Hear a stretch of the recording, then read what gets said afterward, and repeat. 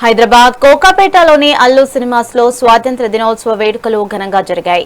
ఈ కార్యక్రమానికి సినీ నిర్మాత అల్లు అరవింద్ ముఖ్య అతిథిగా హాజరై జాతీయ పతాకాన్ని ఆవిష్కరించారు.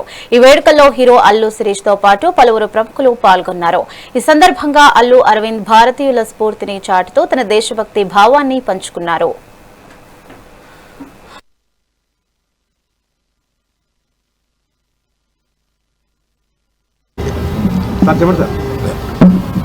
ఈ 80 సంవత్సరాల స్వాతంత్రాన్ని మనం అనుభవించడానికి అనేక మంది ప్రాణాలు అర్పించారు.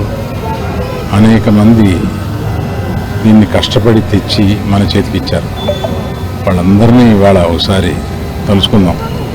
మీ జ్ఞాపకాల్లోకి ఎవరు వస్తే వాళ్ళని ఈ స్వాతంత్రం సంపాదించినందుకు ఒకసారి మనం కళ్ళు మూసుకుని వాళ్ళకి కృతజ్ఞత చెప్పుకుందాం. ఈ అల్లు సినిమాస్ ప్రారంభించిన తర్వాత మొదటి స్వాతంత్ర దినోత్సవం.